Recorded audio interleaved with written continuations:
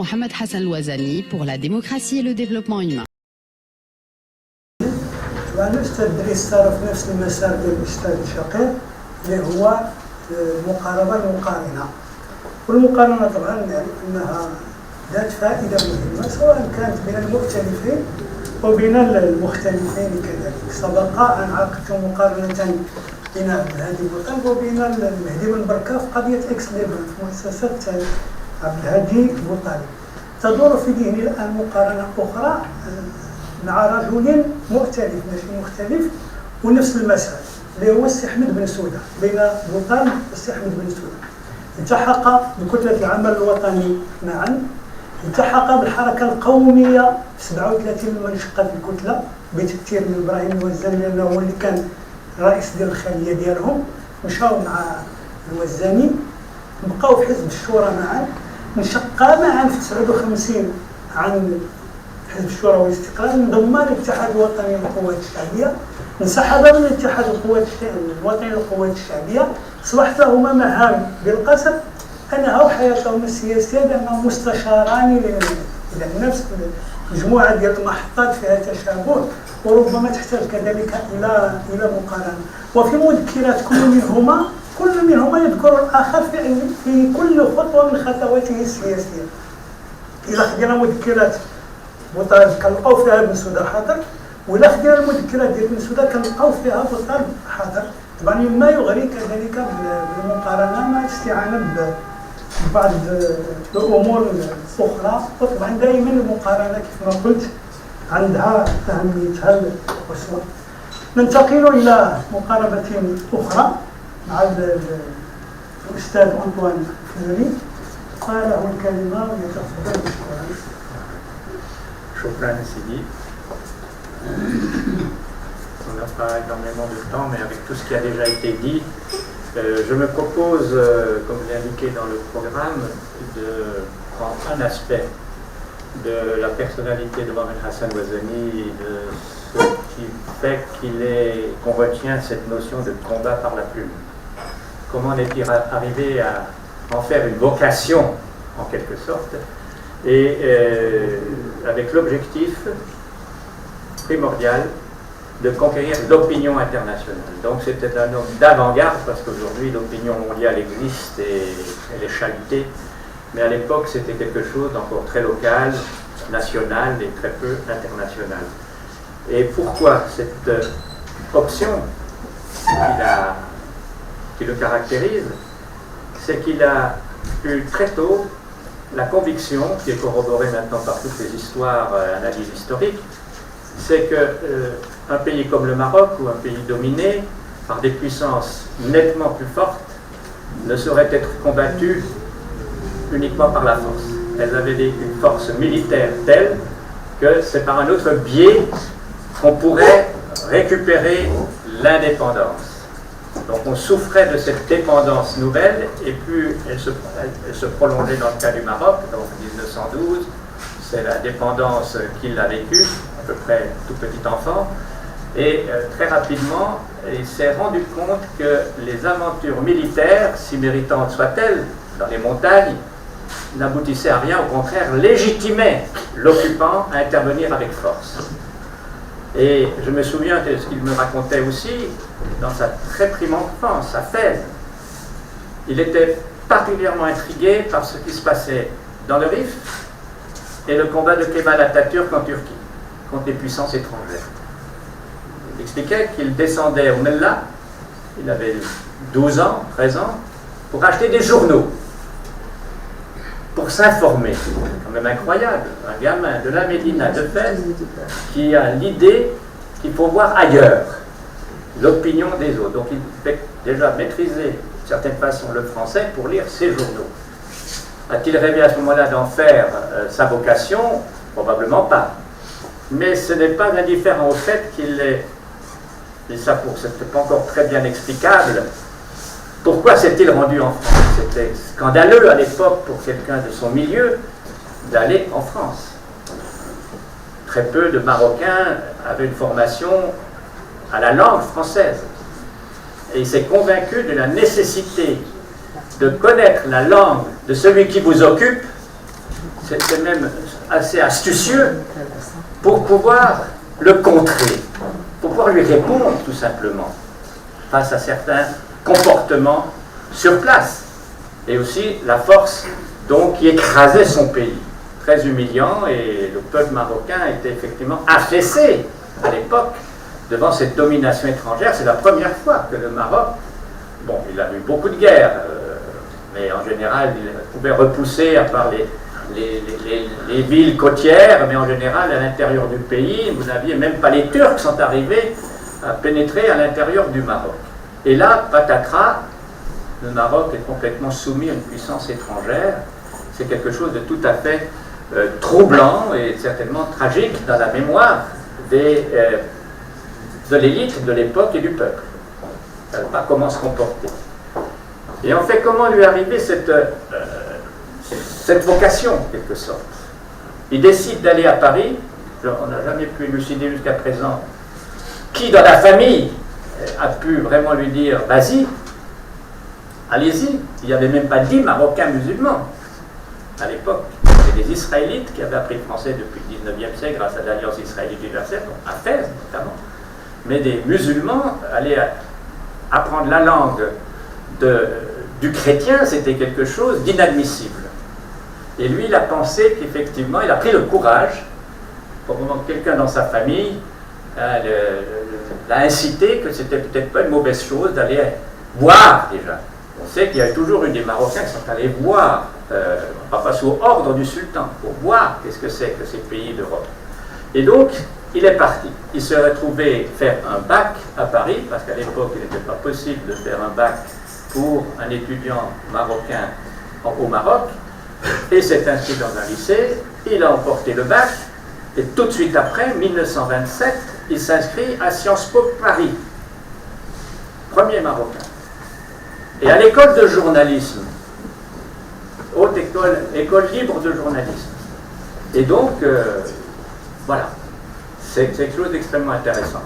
Et il y avait une anecdote qu'il a répétée à plusieurs reprises, que le maréchal Lyautey, qui était retiré du Maroc à cette époque, à Paris, rue Bonaparte, en plein quartier latin, et se faisait l'honneur et le devoir d'accueillir chez lui cette petite élite marocaine pour voir qu'est-ce qu'elle fait. Qu'est-ce qu'on va faire? Parce que lui, il avait essayé d'organiser des voyages d'étudiants, enfin de jeunes marocains, mais il leur était interdit de s'habiller à l'européenne. Il fallait qu'ils soient marocains en France, pour pas qu'ils soient contaminés par la civilisation, la culture, les comportements des chrétiens. Parce qu'il aurait eu, lui, des problèmes. Mais voilà, il fait partie de ces dizaines, même pas, de jeunes, de grandes familles, Abdel Jalil, Balafrège. Ils sont très peu nombreux. Et Lyautey les salue et leur dit, voilà, qu'est-ce que vous faites là, jeune homme? Quelles études faites-vous ici? Alors, Omar Abdel Jalil, l'agriculture, Balafrège, les lettres. Il arrive à, il y a d'autres des études d'ingénierie. Alors ça, c'est très bien, les travaux publics. Et puis, arrive chez Ouazani et il lui dit, alors jeune homme, vous, qu'est-ce que vous faites? Moi, je fais sciences politiques. Mais monsieur, le Maroc n'a pas besoin de sciences politiques. Donc, c'est quand même extraordinaire pour un jeune homme. J'étais prof d'université, je sais ce que ça veut dire, la parole d'un prof par rapport à certaines vocations d'étudiants. Et donc, ça l'a donc plutôt boosté, comme on dit de nos jours, pour dire c'est dans cette direction qu'il faut aller pour son avenir. Il n'avait pas de vision de carrière en quoi que ce soit. Donc ça, ce sont des épisodes marquants. Alors, il faut reconnaître que cette formation de sciences politiques et de journalisme va le préparer à ce qui va devenir sa conviction, qu'on peut combattre l'occupant, la grande puissance qui était la France à l'époque, imaginez, par l'intérieur, par l'opinion. Parce qu'il découvre en France qu'il n'y a pas une opinion unanime, il n'y a pas de doxa, il n'y a pas de communauté uniforme. Au contraire, il découvre, surtout quand on fait sciences politiques, qu'il y a des journaux de divers bords, ils critiquent les gouvernements, à la suite d'un article de presse ou d'une campagne de presse, le gouvernement tombe, enfin bref, ça veut dire que la presse peut faire changer la société, peut ouvrir des perspectives tout à fait prometteuses. Alors pourquoi pas pour le Maroc? parce qu'il découvre en France même les plus grands adversaires de la politique coloniale. Pas les colons qui sont ici, dans les journaux français du Maroc, surtout pas. Mais à Paris, vous avez des courants socialistes, vous avez des courants communistes, vous avez des libéraux, vous avez même des conservateurs qui disent « Mais qu'est-ce qu'on fout de dépenser notre argent pour faire la guerre dans des pays comme le Maroc et puis les autres colonies ?» Donc il y a toutes sortes de tendances. Il dit « Ben là, il faut aller à l'intérieur de ces mouvements et les comprendre et essayer de défendre ma cause marocaine. » Et il trouvera effectivement dans cette affaire toutes sortes d'appuis de gens qui pensent qu'il faut jouer l'opinion pour condamner la politique coloniale. Il n'était pas en principe opposé, même au contraire, contre l'idée du protectorat. Si on prend le sens même de protectorat, il sauvegarde la souveraineté du Maroc, mais elle est mise en quelque sorte à l'ombre du parapluie de l'ombrelle française. Donc elle est suspendue d'une certaine façon. Mais le protectorat faisait obligation à la France d'amener le Maroc à la modernité, au développement de la population, comme on dit de nos jours. Ce n'est pas le mot développement à l'époque, mais c'était même, on disait, à la civilisation moderne. Donc c'était cette jeune élite, il n'était pas le seul, était tout à fait séduit par certaines techniques françaises, par certaines façons de faire. Il s'est dit pourquoi pas ça chez nous, mais en toute liberté. Et donc il trouve effectivement dans l'opinion française, dans des groupes, plein de gens qui pensent comme cela, qui disent « Ah non, là, on fait tout faux au Maroc ». Ils condamnent la politique coloniale. Il y en a qui veulent supprimer les budgets militaires, parce qu'il y a des pacifistes. Donc ils découvrent tout un monde, c'est-à-dire de gens qui ont des opinions différentes. Donc il n'y a pas qu'une opinion, il y a de multiples opinions qui s'affrontent et qui peuvent modifier la situation. Alors, combat par la plume, ça s'explique.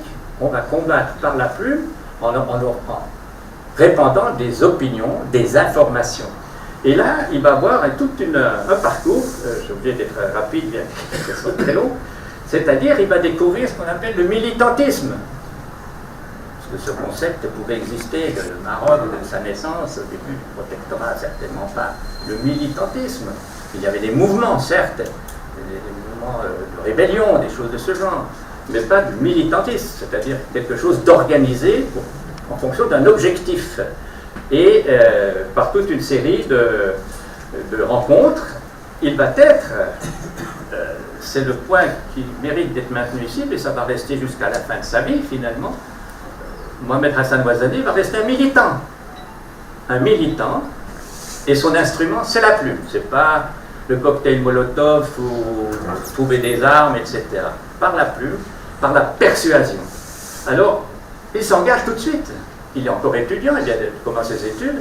Il est le fondateur, un des premiers initiants de l'association des étudiants musulmans d'Afrique du Nord, avec un ou deux Tunisiens, Algériens, etc. Donc il est le premier secrétaire général. Donc on voit là un homme qui a de l'imagination, qui s'engage et qui va effectivement découvrir l'importance de cela. Or cette association, il s'en rend compte, tout jeune militant, qu'elle fait peur à l'autorité française. L'autorité française, c'est dans les papiers de la police, etc. Cette association est qualifiée d'association nationaliste. Donc il faut les surveiller. Ils nous contestent. Ils sont communistes. Ils sont quoi? Et effectivement, il poursuit son militantisme en s'associant à ce qu'on va une organisation qui vient d'être créée l'année d'avant, en 26, par un Algérien, Messahi Hadj, que bien peu de monde connaît encore, malheureusement. Le Messahi Hadj a créé l'Étoile nord-africaine. Elle regroupe toute une série de patriotes nord-africains pour combattre la politique coloniale de la France. Ce mouvement était, c'est là qu'il a desservi aussi par rapport à une partie importante de l'opinion, c'est qu'elle était soutenue par le Parti communiste français. Donc ça crée déjà des ambiguïtés, et c'est vrai que Mohamed Hassan Ouazzani ne s'est jamais réclamé du communisme, bien que certains l'accusent. Bien plus tard, dans la guerre froide, on a évoqué, quand il a fallu aller aux États-Unis, un visa, l'Istiklal, elle a passé en personne, il l'a dénoncé comme communiste. À l'époque, la guerre froide, c'était terrible. Si vous étiez communiste, et même si vous êtes allé encore il y a quelques années en arrière en États-Unis, on vous demandait est-ce que vous êtes communiste. Moi, j'ai encore rempli cette carte. Il fallait dire si on était communiste ou pas. C'était complètement... Bon, mais à l'époque, si vous dites ce monsieur est communiste, alors il ne rentre pas aux États-Unis. Donc, il a quand même réussi à rentrer aux États-Unis, mais ça, c'est une autre période de notre affaire, mais pour montrer qu'il aura toujours à devoir se battre. Alors, qu'est-ce qui est important pour lui? C'est qu'il découvre, à travers ses engagements, que les activités militantes, en participant à des manifestations, peuvent contribuer à faire bouger la politique coloniale de la France en Afrique du Nord. C'était ça l'idée. Alors il y a un autre moyen auquel Mohamed Hassan Ouazzani va recourir très tôt, justement, qui va qualifier ce combat par la plume. Ce sont les événements du début des années 30. Donc, il vient de finir son diplôme à Paris, il est rentré au Maroc, etc., mais il va repartir pour compléter un diplôme. C'est la vague de protestation que provoque le fameux Daïr berbère. Alors certains ont dit que c'est des gens comme lui qui ont fait que ça devienne une grosse histoire, alors que ça passait comme une lettre à la poste, les Français, enfin bref, les gens ne se révoltaient pas, etc. Alors certains m'ont accusé, Ouazzani et quelques autres de ses amis, d'être derrière cette explosion de propagande anti-française à la suite du Daïr berbère. Et il va mener, dans ce contexte-là, ce qu'on peut appeler une première action de journaliste. En fait, je tiens à rappeler que Mohamed Hassan Ouazzani fait du journalisme, mais n'a jamais été journaliste d'un journal, sauf de ceux qu'il a créés. Donc c'est quelque chose quand même Donc son but dans cette affaire, c'est d'alerter l'opinion française et internationale, notamment au Moyen-Orient, sur les conséquences d'une stratégie coloniale qui conduirait à diviser les populations berbères et arabes au Maroc. Alors ça, c'était très porteur comme propagande, aussi bien en France, mais surtout au Moyen-Orient, de dire il y a un danger pour l'islam au Maroc, à cause de la politique française, parce qu'il y avait beaucoup de gens au Moyen-Orient qui étaient très séduits par la France. Donc, ne l'oublions pas. Donc cette affaire va effectivement le faire connaître et effectivement contribuer à faire une publication qui va s'appeler « Tempête sur le Maroc » pour les erreurs d'une politique berbère de la France. Bon, cet ouvrage, il a été soutenu par des milieux, on peut dire, anticoloniaux en France, et qui va être aussi diffusé dans le Moyen-Orient, avec une traduction. Et donc, c'était son premier grand combat d'écriture, en quelque sorte. Mais tout de suite après, il poursuit son engagement dans ce qui va être un groupe de référence du mouvement national. Là, je ne vais pas empiéter sur tout ce que connaît mon cher ami, c'est-à-dire la Revue Maghreb. Alors la Revue Maghreb est créée à Paris à l'instigation de ces jeunes Marocains, comme on les appelle, et qui, sous la direction d'un grand militant anticolonialiste, avocat, Robert Jean Longuet. Alors vous en avez certainement peut-être entendu parler. Et cette revue était placée sous le patronage de personnalités politiques et intellectuelles françaises et espagnoles très connues à l'époque. Donc c'est l'opinion publique qu'on veut atteindre, l'élite de ces pays où il y a des esprits sympathiques à une autre politique coloniale. Et cette revue Maghreb, je viens juste de passer rapidement, va être qualifiée par Robert Jean Longuet comme première publication dans son genre qui va connaître un grand succès. Pourquoi? Parce qu'elle va bénéficier en particulier d'une énorme publicité gratuite. Les innombrables et virulentes attaques de toute la presse réactionnaire française. Ça, je cite donc Jean Longuet.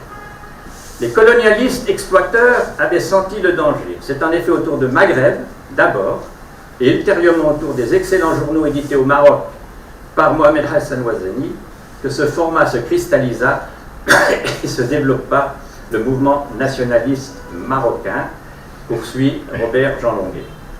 Toujours selon cet auteur, en plus des 10 lecteurs français, des personnalités britanniques, vous voyez, l'international, vous allez mettre international, pas seulement française, lisent la revue, Wickham Steed, Churchill en personne, abonné, Herbert Wells, un auteur très connu à l'époque, et qui est intéressé par ce qui se passe dans cette revue.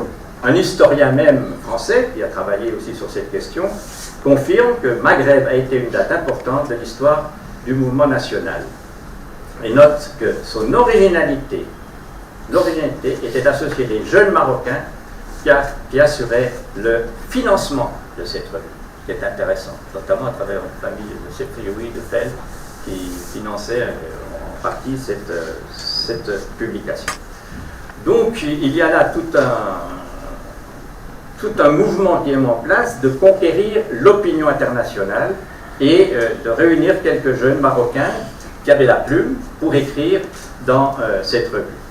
Quant aux objectifs et aux échos de Maghreb, ils sont résumés dans un discours prononcé à Salé le 9 juillet 1933 par Mohamed Hassan Ouazani. Ils sont tous très jeunes, ces gens, ils ont la vingtaine, il faut savoir, à l'occasion du premier anniversaire de cette revue. Résumant le sens de l'engagement des collaborateurs marocains de la revue, patriotes sincères, dit Mohamed Hassan Ouazani, luttant par la plume et la pensée pour faire triompher la cause de leur pays dans le cadre de ses droits naturels et d'une cordiale entente avec la nation française. C'est étonnant d'écouter ça maintenant. C'est très sain de l'écouter encore. Il dit notamment: les Marocains ont donc toujours à Rabat, 1933, il a 23 ans, bon, en principe, peut-être un peu plus, on ne sait pas. Donc